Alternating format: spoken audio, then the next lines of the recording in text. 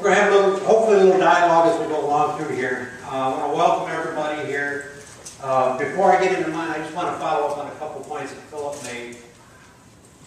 In the history of community health centers, Bonnie Lefkowitz, who is a long-term person involved with the health center movement, did write a book on the history of community health centers. And I'm not sure if it's available through NAC or not. I apologize, but I'm thinking I brought my copy with me. But it gives a lot of detail of the history, and it's a very good piece. And a couple things that really stood out when Philip was talking about the latest accomplishments of the health center movement. One of them was just a couple years ago when he mentioned the unanimous reauthorization of our program. The key word there being unanimous. You know, how many other bills that you know have went through Congress unanimously? You know, there's not that many, if any at all. And a lot of it is the effective advocacy done not only by NAC, Primary Care Association, but all of us sitting in this room, in which we'll talk a little bit more about advocacy as we go along. And then, so that's part of being, effective, is doing what we're supposed to do as we go through this. But before we get more into this, I want to kind of get an idea when we talk about being effective is your board meetings. Okay, how many, just kind of a show of hands, how many of your board meetings last over 2 hours? Okay, what about from an hour to 2 hours? How about less than an hour? My kind of people. Okay. When we talk about our board meetings, the effectiveness, we look at how many are using a consent agenda. Okay, yeah, very good. That'll shorten up your board meetings right there. If you're going to do a consent agenda, you have to have strong committees, which we'll talk a little bit about as well. But that would just kind of give us an idea of, how can we be more effective? If we're up here 2 hours or more, how can we get down to less than an hour or an hour?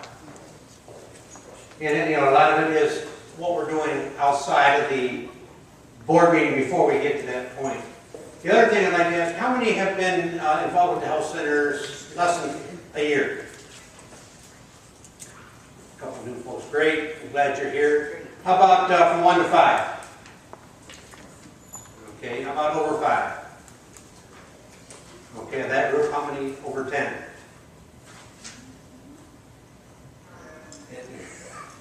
15? How long have you been on? Since 98. Okay. Since 40. Long time, with the rest of us. But again, it's carrying through. So one of the things that we want to talk about is using the experience that we have among the seasoned board members to help out the younger board members. Okay. Some of the responsibilities, we all know what we're supposed to do, but we want to make sure that we're fulfilling our mission. First and foremost, whatever we do at that board table is mission focused. We want to make sure that we're following our bylaws. Hopefully everybody has read their bylaws and know what's in them. How's your center doing financially? We can't make effective decisions without finances to back up our actions. And then we're going to hire and evaluate our CEO, which we'll talk about tomorrow, but that is one of the requirements that we have to fulfill legally from the Bureau. And if we get all these pieces working together, we're going to have a smooth functioning board with a diverse background if we meet all our requirements. Okay. Now, sometimes we get into some discussions as we go through this, but we don't want to let that distract from what we're doing as a board and the work that has to be done for our communities. Just some questions that we'll go through is, do you have a dream board, or is some of your actions of the board scary? I kind of found it unique as I was doing some research, pulling some information together. Is there signs of trouble before prices are up? Think about anything that's happened in your organization in the past. Was there some warning signs that could have alerted you ahead of time to this? Okay, again, ask your questions. Are we meeting our mission? We're going to keep talking about that mission because it's so important, because that's what the health center movement is all about, is the mission to provide quality care regardless of ability to pay? Are we working at the hardest on the most important task? I mean, we got patients coming in the door, which in turn brings revenue in the door. But are we having everything follow proper sequence so we're getting the proper dollars coming through the door? Can we be more efficient? We can all do things that can improve our operation, either patient flow or whatever the case may be. And hopefully as everybody gets up and running on electronic health records and gets over the hump of the slowdown to get everybody accustomed, then we'll be able to be more effective. What's our long-range goals? Has the organization done some strategic planning and looked at our long-range goals? Again, these are going to help frame that work to be a dream operating board as time goes on. Are you following an agenda to make sure we don't waste time on unnecessary things? Are we staying on focus? Are we all in an agreement of what our planning process is, the tools that we're using? We're using consultants to bring them in to help establish our strategic plan. What kind of community involvement are we using? And we have all that coming together. And are we spending the proper amount of funds on the necessary things to prevent problems from happening and preparing to fulfill our goal and our mission? When we disagree between our board members or even our executive director, sometimes we all don't see eye to eye. But we have to understand each other's positions. We have to agree to disagree and leave the meeting as friends. When your board meeting is over, you've got some people that oppose a motion that was made. Is there the dissenting people, are they still supportive of the action of the total board? You know, we want to make sure that even though we disagree with it, we voice our opinion why, but we want to support the majority of the board when it comes to the public. We don't want to go out, well, I voted against that and because of this, but, they shouldn't be doing this. We want to support that decision. And we have to come out together in unison. Is the staff operating in a fear-free atmosphere? Is everybody always looking over their shoulder, well, am I going to get fired today? Or if I do this, am I going to get fired? Or they're going to be retaliated against? We have to make sure that we provide a comfortable atmosphere for our staff. We're not there as board members to micromanage. Last thing we want to do is be standing over the shoulder of our executive directors, telling them what to do. We set that at the board meetings, tell them what they're going to do, and they report back to us. We're not in the center every day saying, did you get this done? Did you get this done? And I'm sure our directors in the room can appreciate not having that happen, because that's the last thing we want to say needs to happen from our board standpoint. And we don't want that fear of punishment being out there. Well, are we going to do something that's really going to put their job in jeopardy or some matter? We want to make sure that the staff is fear-free and it's a relaxed atmosphere and a good place to work. We want to not only be the providers of quality care, but we want to be the employers of choice. And to do that, that trickles down from the board operating effective and efficiently as possible, all the way down through the janitor. The front desk people are so key, so I like to go down and help the janitor because sometimes they're behind the scenes. I mean, everybody in the organization has to feel that that is going well from the top down. When we fill our board member spots, are we doing an assessment of what kind of skill set we need on the board to make sure that we have the proper skills sitting at the table? The Bureau says we have to have diversity. That's one of the beauties of our community-based boards, is we bring backgrounds together and we all work as a team. We want to make sure that we're all looking at the objectives set forth to accomplish teamwork. I mean, we know what we have to do. We've got an agenda we're following. That's going to keep us on track. Decision is the mission. When we go, are we adding a site? Is that pursuant to our mission? Are we always constantly keeping that? And everybody's feeling free to discuss their opinions, but we don't have the bickering back and forth. It's calm discussion. I haven't seen it in health centers, thank God, but I have heard in other organizations where executive directors is the referee between a boxing match between board members. You know, that's not their job. And I, just hope that we never see that in our health centers.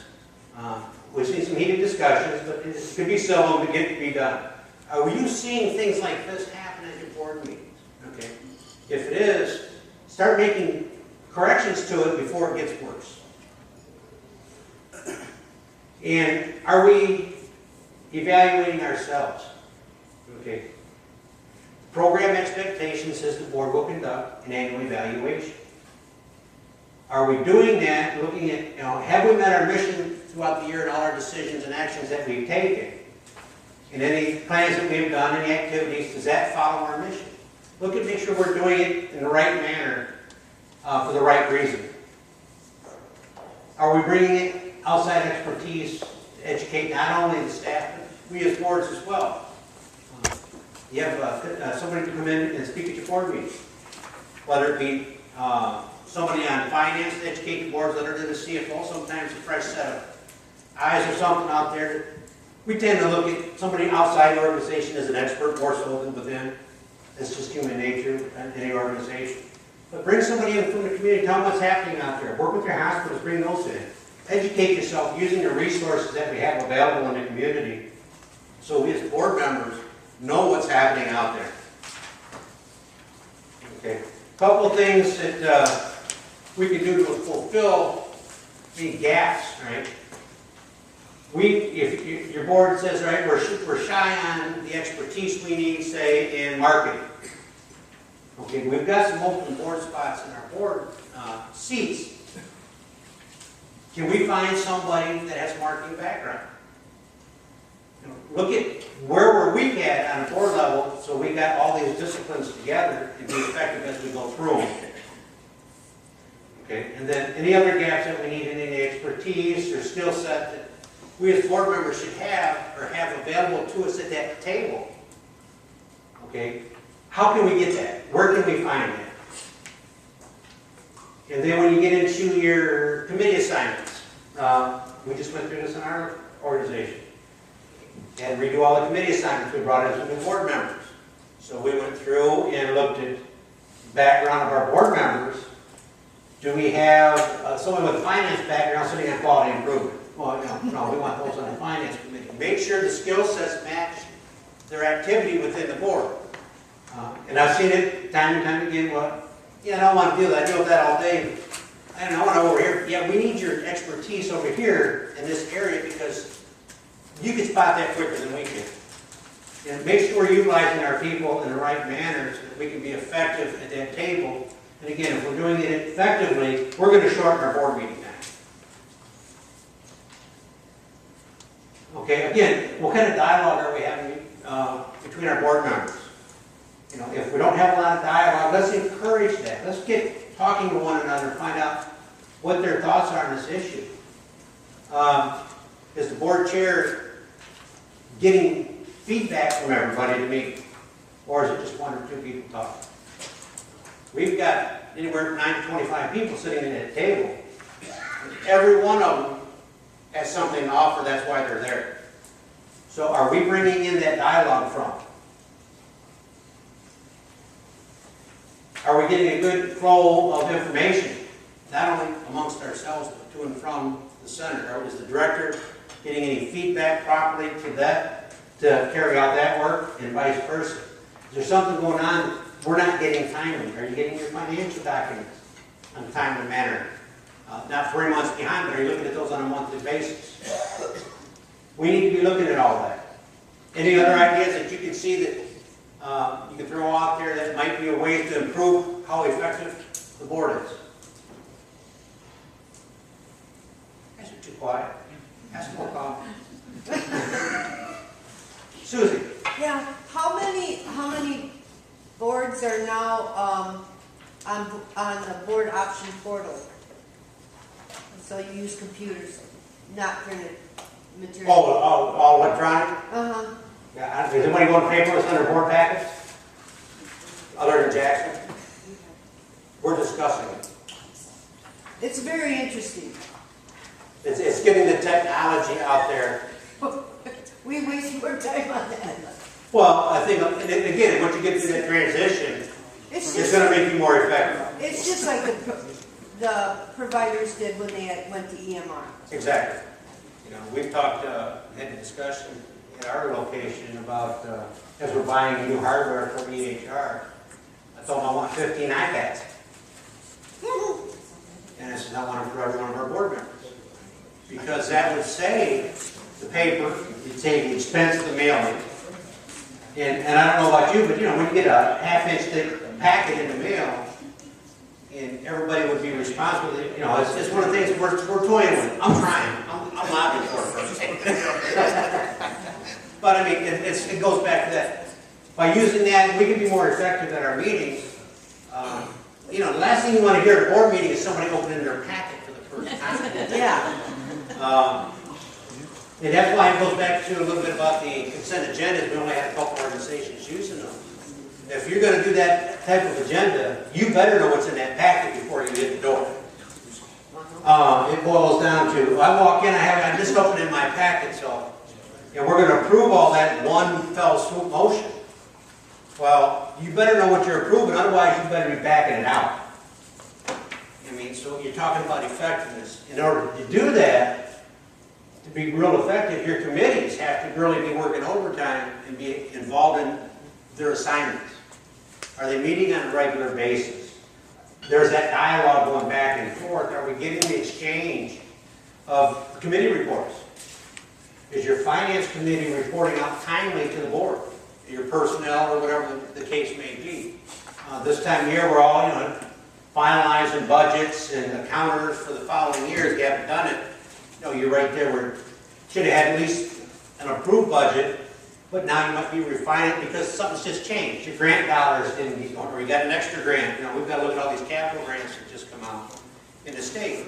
Well, we've got to look at what we're going to do with that. And your committees are going to be hard at work doing it, and those reports got to flow back to the board so that we're all aware of what's going on. Again, you know, who's sitting at our board table? You know, when you know, is it time to replace some members of our board? You know, that's one of the things we have to think about, but it has to be done. Okay? The effective board starts as executive board members. You know, and I applaud every one of you for, you know, for coming here today to, you know, learn. You know, this is what it's all about, is this education. We have to learn from whatever resource we have, and there are lots of them out there. Okay, are we recruiting competent people? And the biggest one is, how many keep track of their attendance at their board meetings? You need to, because what your bylaws say about board attendance.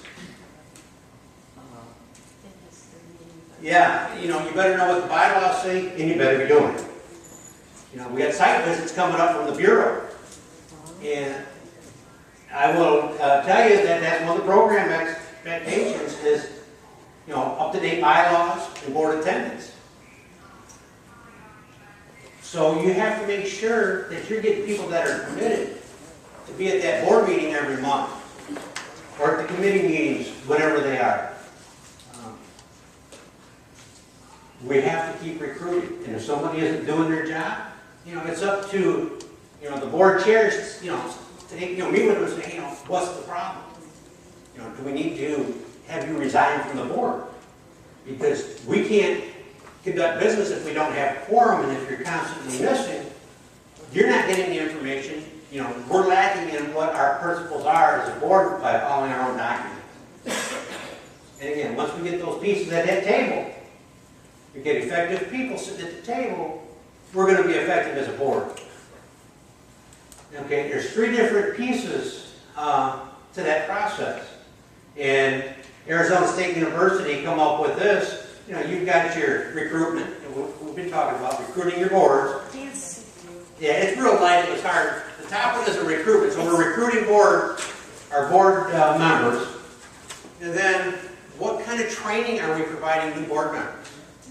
Or we have a board orientation that we're giving board members. You know, if somebody comes on, we have a process. And then the continuing education. Your bylaws should have some type of board development process set up in there. How are we developing and training board members throughout the year? You know, you've taken a great step of coming here today. You know, look for opportunities. We're constantly getting emails from MPCA, Philip, Dana, Andrea, Tiff, on webinars. And Becky, I mean, all our staff at the association state level, there's webinars, so we don't even have to leave our house. You can do it in your pajamas with a cup of coffee. NAC does the same thing. There's webinars available. There's documents that you can get. There's videotapes. There's, you know, all of it's there. There's, if you need something in a particular area, get a hold of the association. Let some staff come out to the health center. If you need, you know, certain areas, whatever it be advocacy or any other line up there, we've got the staff to do it. We've got a great group of people that are there to help us. We have to maintain our education. Okay, and we have to be competent as board members. If we're not, it's time for us to go.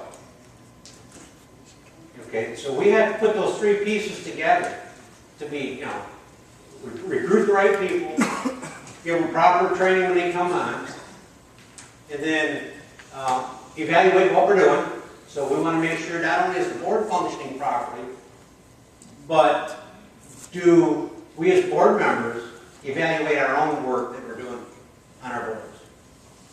Becky? David, in your work across the country, have you seen any member competency tools or the assessments that? There are board member self-evaluations.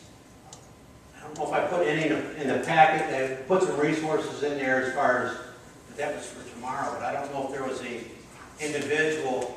I can look at that and get that to Andrea, and then she can put it out on the listserv.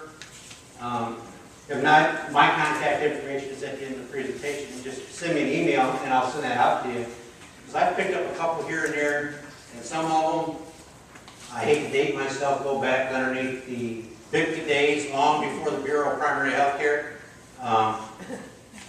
So we've got a lot of that resources out there that we can use. It's just a matter of knowing what you don't have and finding out who's got it. But I mean, that's the beauty, you know, we can, these evaluations. If there's none on the NAC website, you can go, because they've got all kinds of documentations, and there's a set of bulletins that you can get. They're all free to members. You just log into NAC and then download them underneath your publication. And I think there might be something there about a board self-evaluation or board evaluation or combination thereof. Do you have a question? Yeah.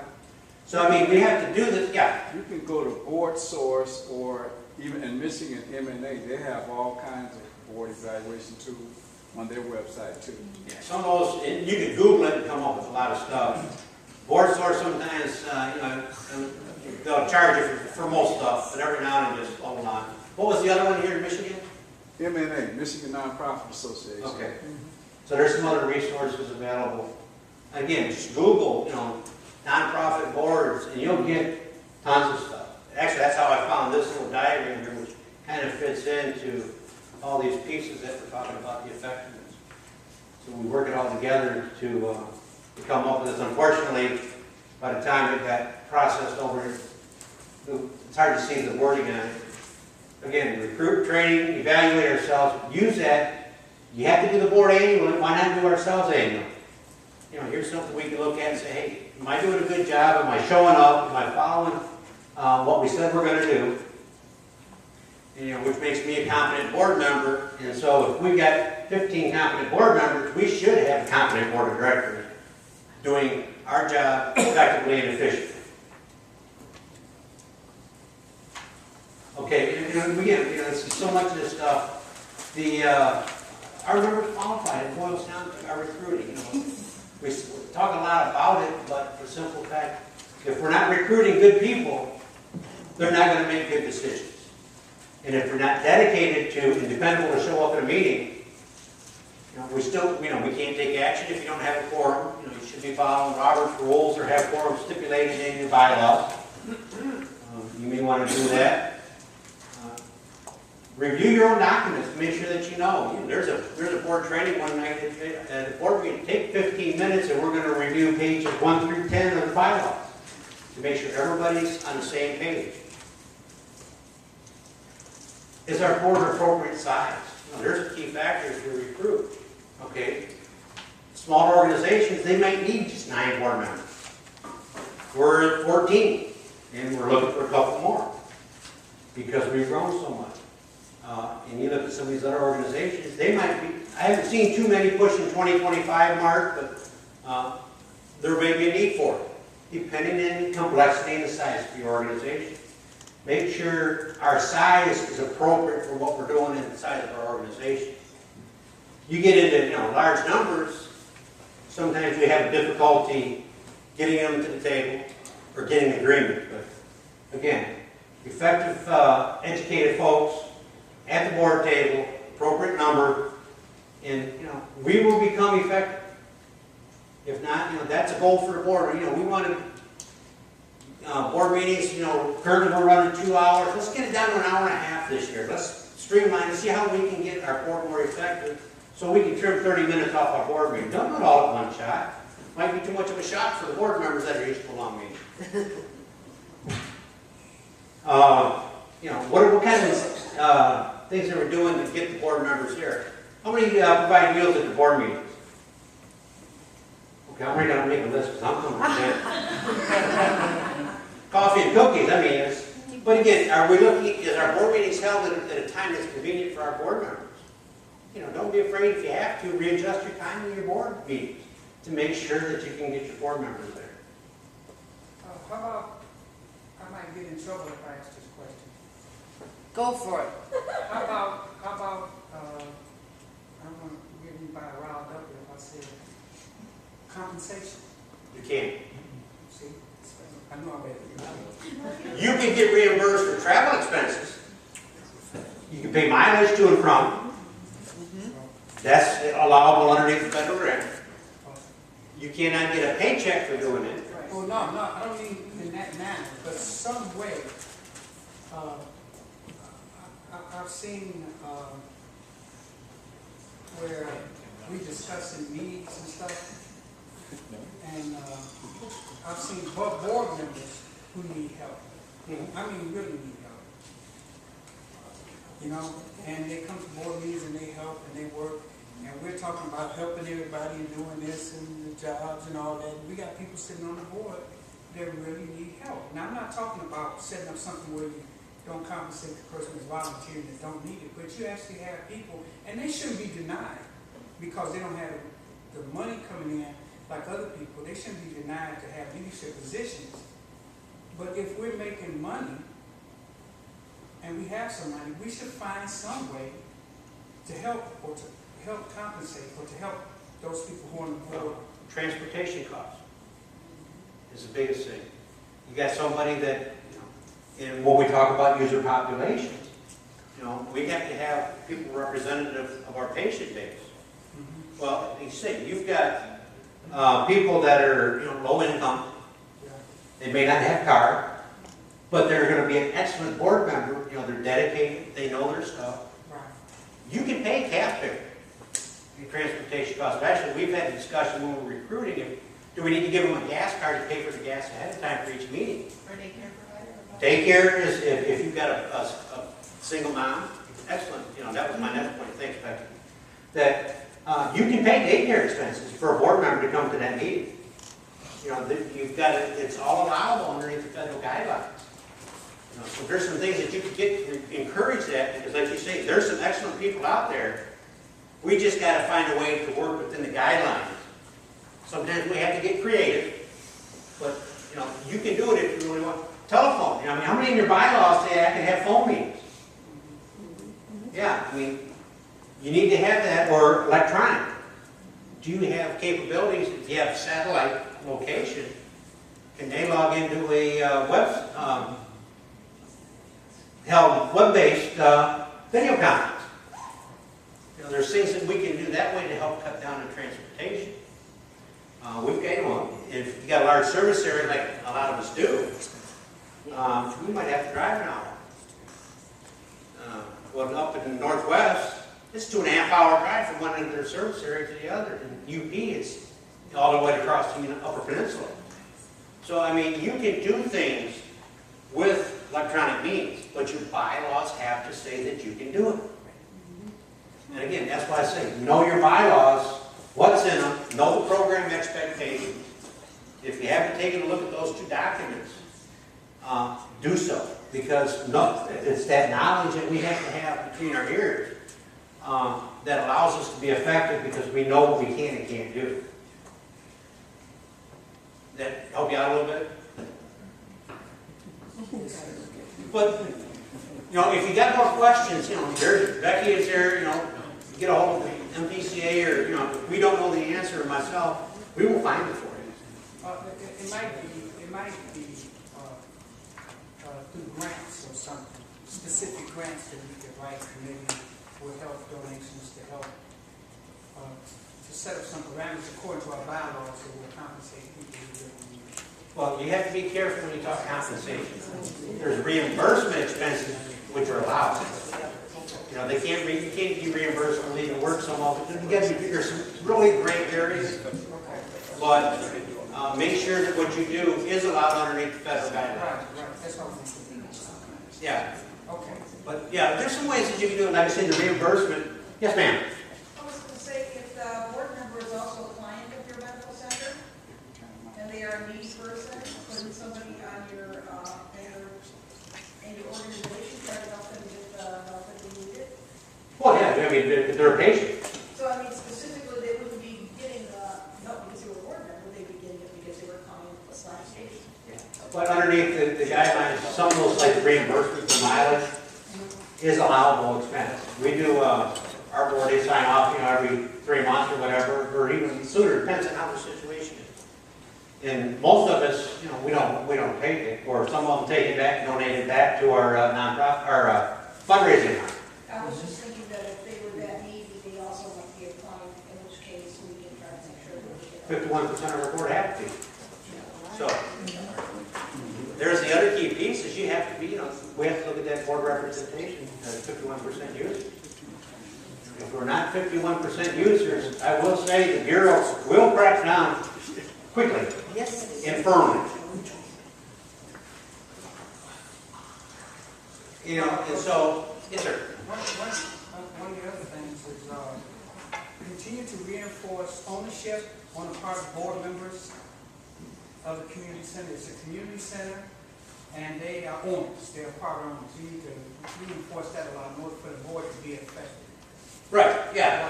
It's just like anything else, you have to have ownership in the organization. Right. When you get involved, and the more you know, it's easy to really get sucked in and move. I went to one meeting many moons ago, and I haven't left yet because I got into me at that meeting. Then I've been threatened with great bodily harm if I do. But yeah, you have to have ownership not only from the board but all the way through.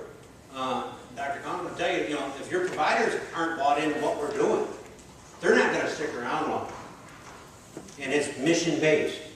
That's the key thing of everything we do. When you look at your providers, and any one of them could probably go out in the private sector and make more money. That's. Although we do pay, competitive wages, but they have to be bought into the mission. Just like, we as board members, front desk people, the whole organization, top to bottom, if they're not bought into ownership, because we are a family business, and community based. So, but that buy-in is so key when you do your strategic planning and your long-term plan. You have to have these folks at the table. We don't want our staff put together the strategic plan and say, oh, board, here it is. Well, no, we have to be involved because we have to make sure it's done. It's what we need from the community because we are the eyes and ears of the community to that board of directors. And it works both ways. Programs that we have in that we're providing, we need to let the community know what's going on so that we can recruit more patients, which builds our income, and it's just, the circle of life going around. Again, we talk about, proper training. How many have a board member orientation manual? There's some examples out there. If you have to put one together for new board members, what should be in there? Larry, what are a couple things you have in yours? Oh, just general schedule, certainly the mission, of course, is at the very front. Committee assignments, what each committee does, when they meet.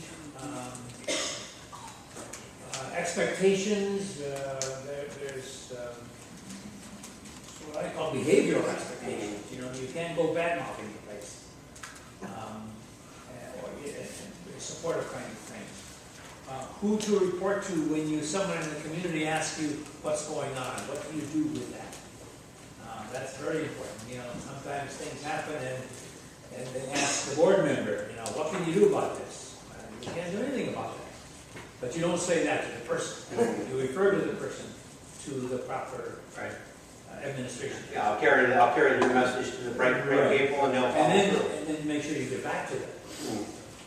Susie, what about you? Well, one thing that we do with our incoming new board members is they are placed on a committee first. They get the feel of how things go. They're able to come to the board meetings. Of course, they don't have a vote if they're just on a committee. But they go to the committee and vote. So technically, they're getting something to the board. And actually, we let them see if that's what they think they want to do. And we've had some that have, you know, come on, yeah, boy, I'm ready to help you. And after about 6 months, they say, I'm sorry, I just can't work this in anymore. You know, it's a great idea, but thanks, but no thanks. And so that's what we do before they're elevated to a full-time board member. Which is a nice thing. You know, it's one of the few places I know that do that, that has that trial, basically their involvement as a volunteer on a committee level. But again, your bylaws have to allow for that. You have a question? No, I was gonna make a comment. Okay. Your question was, what should be in the packet? Right. And I was thinking history of the healthcare center, and then also services provided by the healthcare center. Because it's very important to know what the healthcare center is providing. Yeah, they need to know, you know, where we came from, where we're at. Larry? Dave, one of the things we had last year was a very simple kind of way of reading finance reports. A very simple outline of how you read a balance sheet, those kinds of things, which some people, you know, they take a look at it, it doesn't make any sense to them. But we added, how do you do this? You know, and some very, very simple guidelines. I like that. That's very good. Now, was it your center that did the picture directory? Yep. Uh, Figure director. They used to, so when new members come on, to see who all is on, they had just a snapshot of all the board members and what their background is. And this was in their orientation manual. It's now out of date, but it's coming up again. Yeah, but I mean, it's something like that, so that way they could put the face with the name, which was a very unique idea. I tried to do that, and I thought I was going to get hurt before I got out of board meetings. Nobody wanted a picture taken.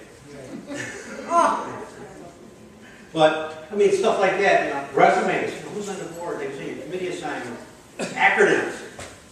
Oh, yeah. Well, you know, we use alphabet soup in this line of work.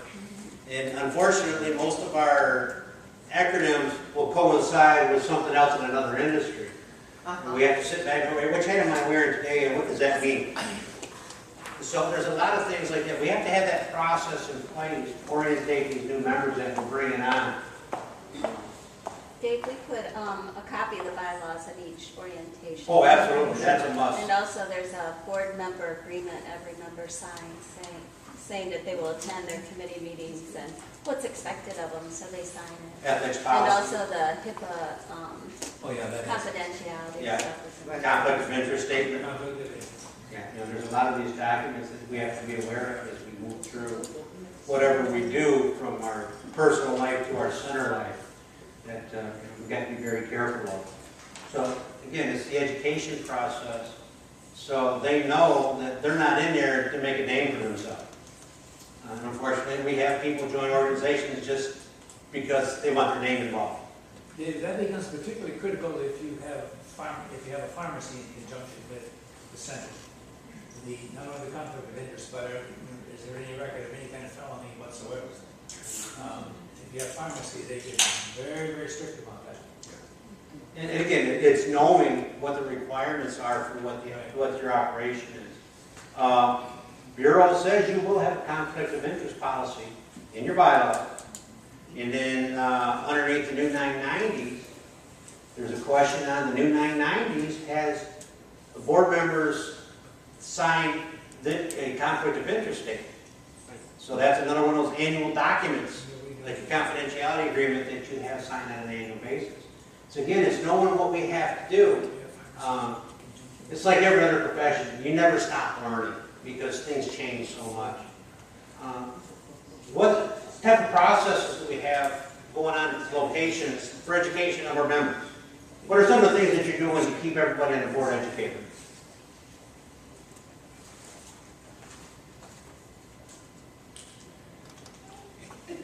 Presentations, Okay, of what, each board each board member taking a chance on a monthly basis to present a different topic, which affects the board and or ourselves.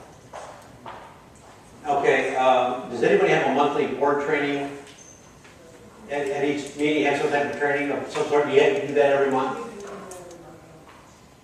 month. I have to admit, I stole my idea from Patrick. Again, nothing, you know, I like to, use the case method, copy and steal everything. Another group, I should say, swipe and deploy it. But they use a consent agenda, and that's how I ended up doing it in our organization. But every month, they have a 30-minute board training. Your board minute meeting with a consent agenda might last 15 minutes, depending on what you have pulled out of the agenda. So every month we have some type of presentation, whether it be from a board member, staff, or somebody from the community. We've had the economic development director come in and say, this is what's going on, this is what we're working for. Hospital folks come in, topics that are important to us as an organization, that we need to know what's happening in our surroundings. And so, use some type of education here, set up a regular program. Yes, sir? Just an example, we've been getting on our board a written report that's in the packet, so that's nice to be able to review ahead of time from the director. But a question, you keep referring to committees, what are, in your experience, a good combination of committees, the kinds of committees? Well, the program expectation says you'll have the personnel, finance, quality improvement, a planning committee, and then, of course, the executive committee. Those are the 5 required. And, you have to have the ability as an organization to call an ad hoc committee if needed. We have a fundraising committee, although not very active. But, you've got the key ones that the Bureau says you have to have. If you're looking at spending money, your finance committee should be reviewing your finance documents. And if the strong committee structure, so they're making reports out, they're doing their homework assigned, bringing it back to the board, so the board doesn't have to rehash all the decisions, what went into their recommendation. We put people on committees with the full knowledge that they're going to know what they have to do, and they're educated in the process. The board chairs charge these committees, and there's layouts in the bureaus and the program expectations of what these committees are supposed to do. So if you haven't, it's PIN 9823. If you haven't read it, get it, read it, keep it handy. I carry a copy of that and bylaws at every meeting because somebody says, "Do I need?" I've got a 3-ring binder. I just carry everything in it.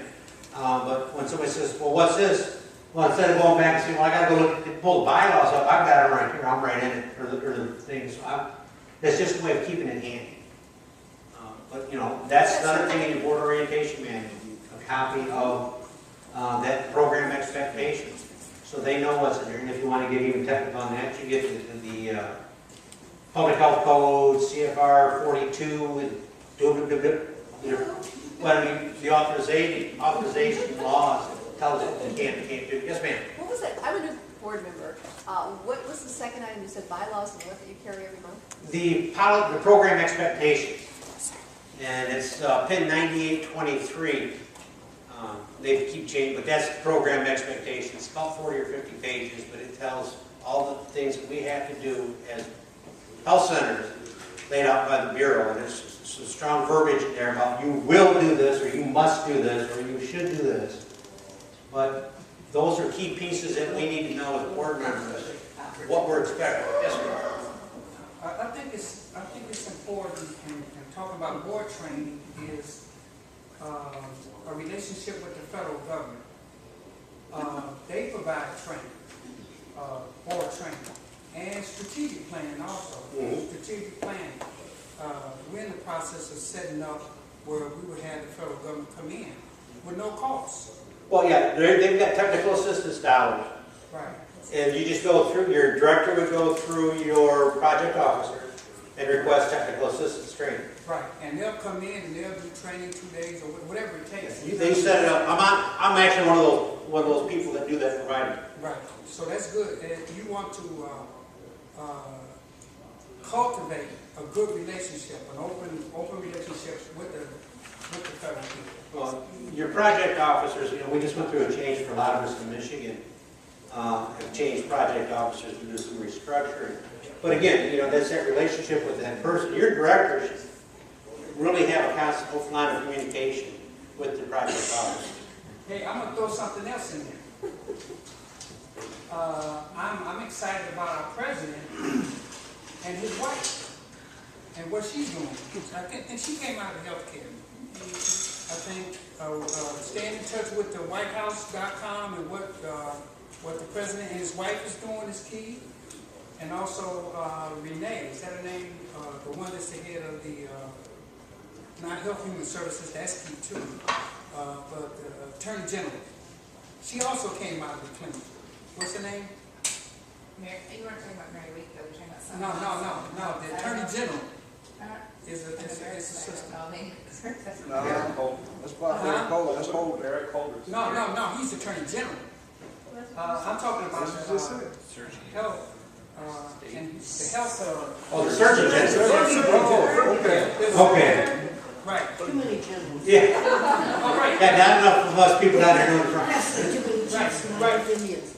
In terms of board information, I think those are key areas to stay in touch with for board members. Well, you've got the resource. The Bureau has their website that you can go on and get information from. MAC has information on their website. And also, the Primary Care Association has links and resources. Spend time on it, because there's a lot of information that you can pull off. And don't be afraid to ask for help. If you need some, you're looking for some training in an area, call the association. Hey, who can I get for this training? You've got people surrounding your center in different areas that are more than happy to come out and sit down and educate you on some of the things. Again, the finance, Larry talked about having how to read a balance sheet. That's pretty important to a new board member, even a seasoned board member.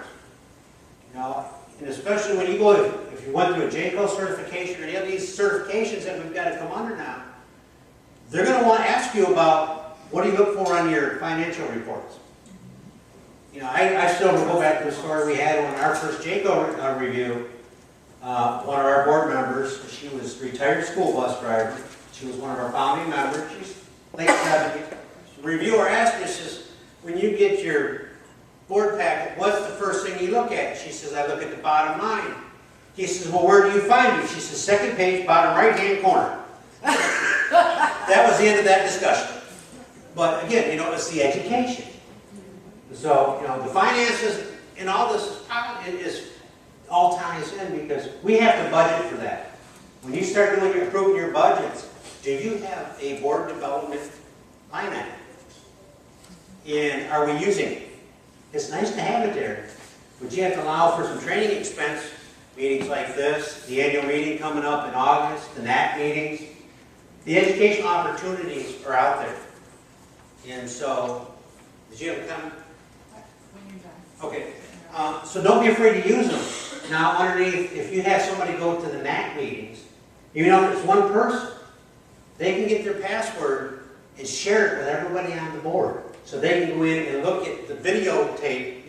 Well, I'm dating myself here. It's all web-based now that you can go in and review these sessions and even print off the documents. Used to be we had to buy cassette tapes, then we had to buy CDs, and now it's all web-based. So if you've got somebody from your organization, I know budgets are tight. You might only send the director or the board chair or whoever, medical director, but have them share that password so everybody can get this information. was just gonna share that you referenced in 9823, and the Bureau's done a couple of things. That's a really hard document to get through to make it a little easier. So you can find on the Bureau's website or our website and NAC's websites 2 documents that are good supplements, I guess, or new revised There's versions. 19 pieces. Yeah, there's this new thing called the 19 program requirements. It's more of a summary overview. And then the more lengthy document called the operational assessment or site visit. Yeah, it's guide. 2,000 something or other. They're both, I think they call it this, I think it's called the site visit guide now. And those all that one walks you through, again, the 19 program requirements in a little bit more depth and has a lot of pieces about what the core components of board should be looking at. So. Yeah, those are a couple of short documents, but when it gets into detail, go back to that thing. Because it's a summary. And that when the Bureau's doing site visits now, you better be in order with all these things. And so keep looking at that. Make sure the board is knowledgeable about all the things that you're doing. Okay. We talked about the board evaluation. Okay, we do the evaluation. What do we do with it? There's a board training piece right there. You just did your board evaluation. I got these results right here. Now, what am I going to do? I turn around, and that's a board training in 1 month. So when I get those back, I put them into a PowerPoint, and I walk through them with the board. So this is how we're rating ourselves, right? We mark ourselves down in this area. What are we going to do? And then we set our goals for the next year, how we're going to improve ourselves as a board. We do the self-evaluation. We don't really go over those, but make sure you got those to process and bring it up. Some of the good characteristics of effective board members, responsible, be energized about this. We need to make sure that we're approaching everything in a responsible manner. We need to be loyal to our organization. And our duty, you got duty of care, loyalty, and I'm drawing a blank on the third one, but that loyalty, the decisions we make affect the center. We don't want to make a decision that's going to affect us personally in our private life. We want to make sure we're loyal to the organization. Welcoming the information that somebody brings to the table. Again, around this table, we've got backgrounds so diverse that's what makes it strong. And, if we're saying we're going to do something, let's honor our commitment. Make sure that, I'm going to go research this and I'll report back. Make sure you do that. And again, we support those decisions. We walk out of that meeting, even if we're the lone dissenting vote, we're going to support the majority on any decision, and we're going to, promote that. Honest, be courteous to your board members. Give your honest opinion, but do it constructively. If you think somebody's way off base, do it politely before you tell them they're nuts. That conflict of interest. Know that line. Not only a true conflict, but the appearance of is just as important. So even though there may be no conflict, but somebody could interpret it, well, now that you're doing something that's wrong. Well, you're not, but it just looks like it. One piece I will say that people have made the statement over the years in my involvement is your executive director and your board chair need to be like this. I've seen it where they've accused the two people being in cahoots together. But those two pieces are intertwined because the board chair is the sounding board for that executive director. They need to be working closely together because they need to bounce ideas off. Well, yeah, the chair says, well, it's a great idea, but we need to take this back to the full board. And so we need to make sure that everything gets through. So it may look like they're trying to do something on their own, but they're not. 99.999% of the time. There's always a possibility. But, so it looks like there might be something going on. Just know that those two positions are very intertwined. Okay. Make sure we know our legal and fiduciary responsibilities. Again, it's knowledge of what we're supposed to do. Knowing that the buck stops with the board. As my folks like to tell me, if we go under, you're going to jail. But I mean, it's one of those things, we have to know that we're responsible for that organization. If something goes wrong, the feds aren't coming to the executive directors. They're coming to the board meeting. And if you can't explain yourself and have document why you did things that certain way based on this, you're going to be in more trouble. We want to focus on the issues at hand, not the personality of the person bringing them forward.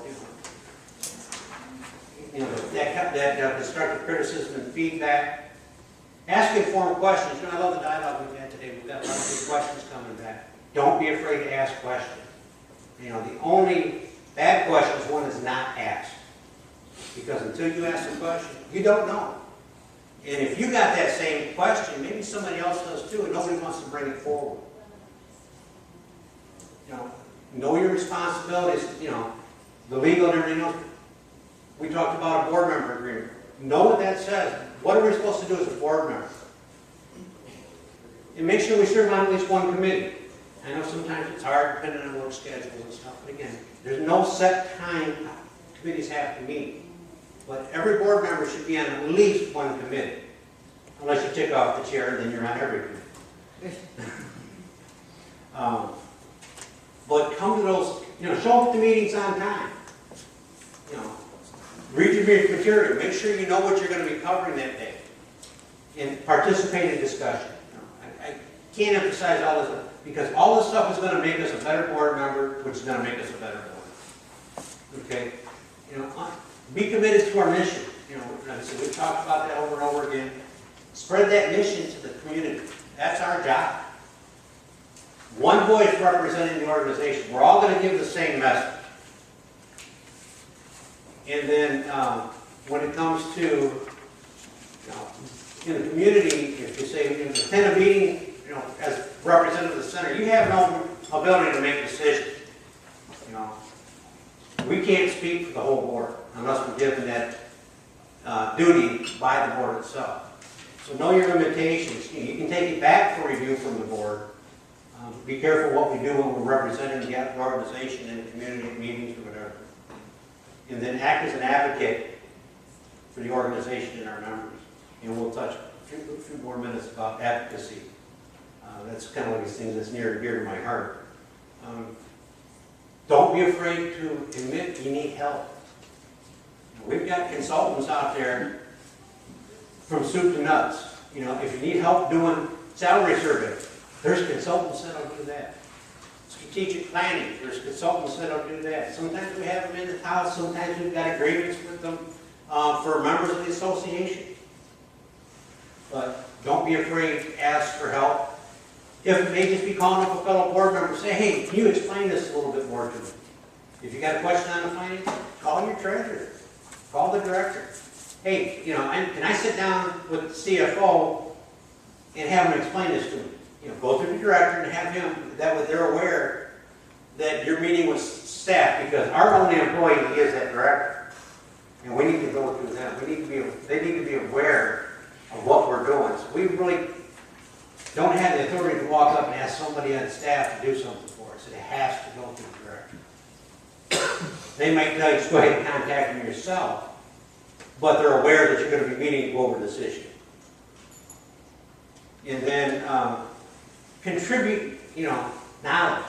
Don't be afraid to say, hey, I got this, I'd like to share it with the board. Take a couple minutes of the meeting or after a meeting or whatever. Share what you know. All the stuff that I talk about here, I've learned over the last 25 years. It's, like I say, once you get involved in this, this gets in your blood and you're just not going anywhere. But be willing to give a little time. We all give time for the board meetings, committees. Don't be afraid to jump in a little bit extra. Right now, I took on a job working with some of our staff. They asked me to be involved with the health center activities and voter registration. So I'm digging in there because I don't go to work anymore. We have limited time and energy as board members because we have an outside life. But, make sure that we're giving appropriate what we can do. And as we talked about earlier, Susan says, this board members come, I just can't do it anymore. Or they just don't show up. We need to take a look at those actions and be active, at the committee level and across the organization. Advocacy. We'll go back and touch on that. It wouldn't be a presentation for me if we didn't have advocacy in it. how do I advocate? You know, we can advocate, we can lobby, we just can't use federal grant dollars to do it. But we have to advocate on all levels, among ourselves, in the community, the state, and national level. How many are on the registry for the healthcare defenders of this Primary Care Association and that become a healthcare defender? Oh, I don't like these numbers. Philip, you got the computer up so we can sign them up while they're What here? are you talking about? Is that Ask the again, email? Dave. Okay, underneath the Primary Care Association and that, you can become a healthcare defender where you get the weekly updates and the call to action That's on email. on an email, yeah. Yeah. Okay, if you don't get it, Philip will sign you up. This is a key piece. And, you know, we talk about education. There's so much come out, and all this work that brought us to where we are today in the history of Philip went over. Didn't get there by accident. You know, we talked about Ted Kennedy being one of the biggest advocates of this movement. He didn't get there just because he wanted. He had people from grassroots level, at our level, going in and talking to him, saying, this is what Jack Geiger went in and sat in his office and would not leave until he had Ted's ear for a few minutes. Sat there all day long. They said, well, maybe you might want to come back. And he said, no, I'll wait. And he sat in that office until he got a face-to-face with Senator Kennedy. I mean, but this is the advocacy role that we play. You know, so we have to do that. Our funding levels are too important not to be the voice of our organization in there. And again, we get the money, it allows us to do things that could be effective for the community. You know, maintain those relationships with your elected officials. You know, Tip O'Neill says all politics are local. We're getting in election cycle, and we're starting to get into primary season pretty heavy now. The filing dates, 11 days away. We're going to have an idea of who the candidates are. Start talking to them. Regardless of what their political affiliation is, start talking to them about what we do. You know, advocacy is a strong piece, and it's one of the job descriptions that we have, and it's dictated down by the feds. We got, if you're not comfortable doing it, we've got people here that will help. Get to know their staff, because chances are you'll talk to the staff more than you will the officials. And then who's the last person to talk to the elected official before they cast a vote? As a staff member walk alongside to the session. Go to town meetings when they're held by the legislators or whatever organization, you know. Get to know, I'm from Family Medical Center, you know, this is what we do. We take care of everybody regardless of their ability to pay for quality preventative services. Know these things. You know the key points about the health centers. Don't be afraid to write a letter, send an email, or a fax. There's templates when these call to actions come out that say, these are the key talking points. And if you need help, get a hold of the association, myself, or someone else on your board, you know, it might be good. If not, we've got people that we can help close to you. Offer to testify about what's going on. Doug Patterson will be right there with you. He'll help you. Write your testimony. And it's an interesting piece if you've never done it. But you know, your legislators get to know you. They know what you stand for. They may call you and say, hey, we want you to testify at this hearing about your health center, what it means to your community. Write letters to the editor. Write an op-ed. You know, you might want, you got to be non-committal, but you could dictate the facts. You know, we serve 20% of the Medicaid population with only 2% of the dollars. You know, we're saving the healthcare system money by the state's own numbers. This is the numbers. Know those. You know, Michigan, we got 33 organizations with over 180 delivery sites. We are taking care of the people in this state. You know, what's the percentage of sliding fee? You know, these are the uninsured populations that come to our center.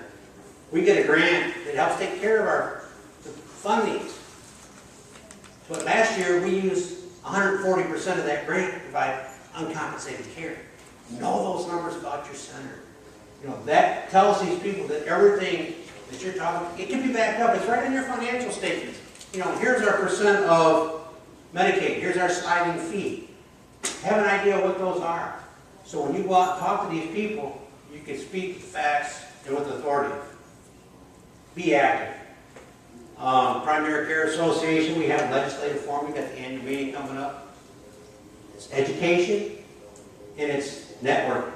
You know, you're going to get a lot of this stuff where you can meet folks from around the state that are doing it. Same thing you're doing.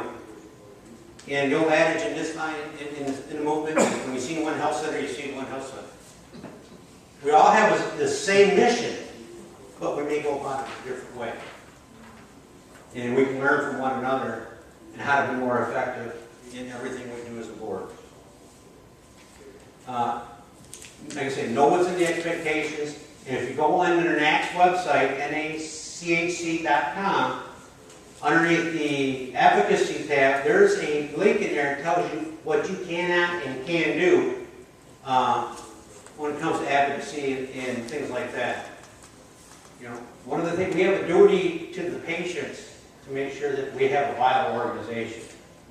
And we're spending the money wisely. We're entrusted with tax dollars. And so we need to know that we're doing the best job we can with the best amount of money.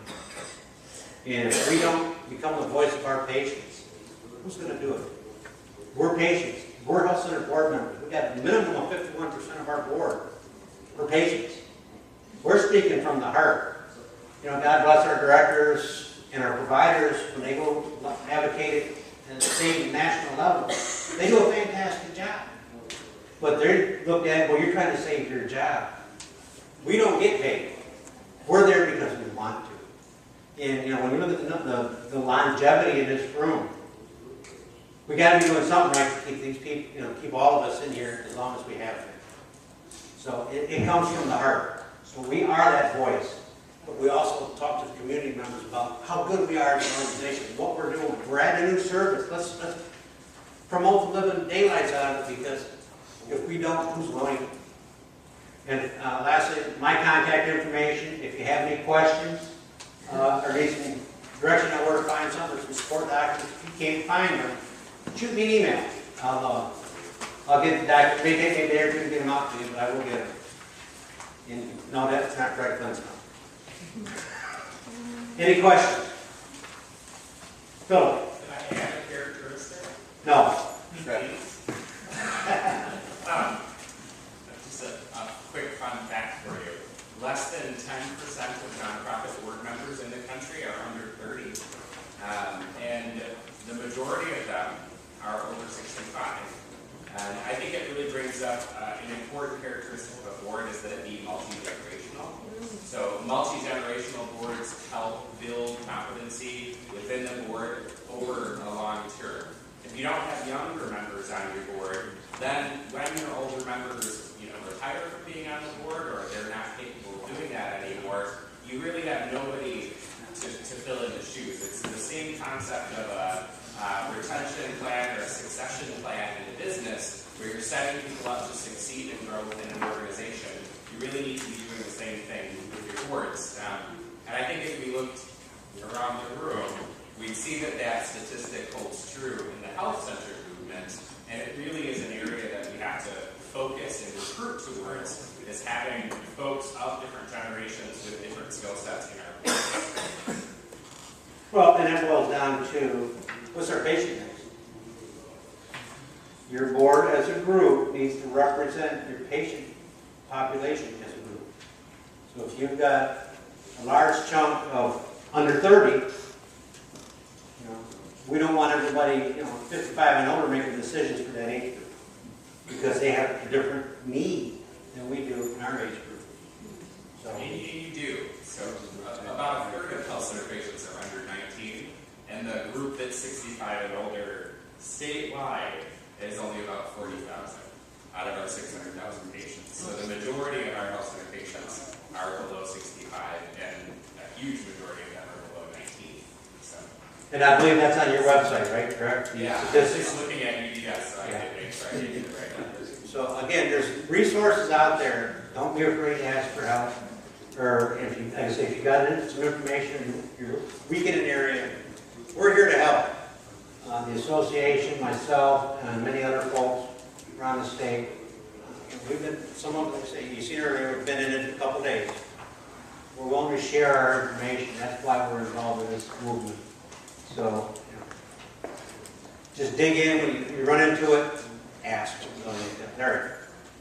About 4 years, maybe 5 years ago, I was reminded of the importance of contacting our legislators and senators. I had put 5 phone calls into Carl Levin's office on the same day. I said I wanted to talk to him. My phone rang about 4:30 in the afternoon. He said, "This is Carl Levin, Larry. What do you want?" I told him what I wanted. Very important. Keep on bugging, they'll respond. Squeaky wheel gets the grease. Himself. Carl said, "Larry, what do you want?" And it is, it's the advocacy can't be understated.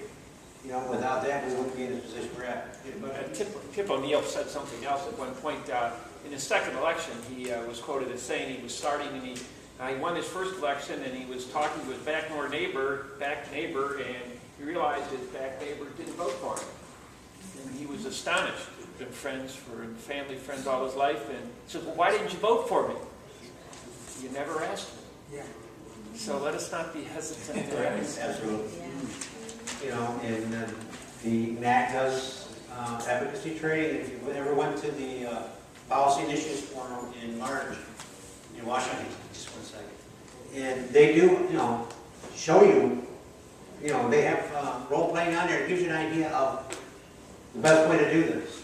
And those folks, they do it day and night. Most of these people on our NAC federal advocacy team came off the Hill. They were the ones working in the legislator's office. They'll tell you straight up front. Yes, sir. This is going back to what Phil said. I think it's important when he pointed out about the age and the patients that we see. I just want to be on record that I'm aggressively supporting the idea that we get college students on the board. I'm impressed with some college students in our area that do a lot of volunteer work. They get the other groups from the college to come over, and I just see how that can be important to get a college person while they're in school to work in that capacity too, because they build other skills too, community skills and involvement. So I do want to be on record saying that I support getting a college student to participate, because there are some who want to volunteer. Oh, absolutely. There's a lot of commitment. Rick? A lot of nonprofit boards will have members of the community on the board who are connected for fundraising purposes, either on foundations themselves or wealthy, or is that something you see health centers doing frequently? Oh, yeah. If you've got an opening, and that's a skill set we all need. I don't know too many boards out there that are fluent in fundraising. But if we can recruit somebody, because those people are dedicated for the community, or to a cause. And, they're community-minded people. Yeah, I think that if you can recruit one that's interested in our cause, is willing to put in the effort for the health center, I think that is a win-win. Anything else? Questions? I just want to say thank you. Appreciate everybody coming. I hope I didn't bore you to death. But,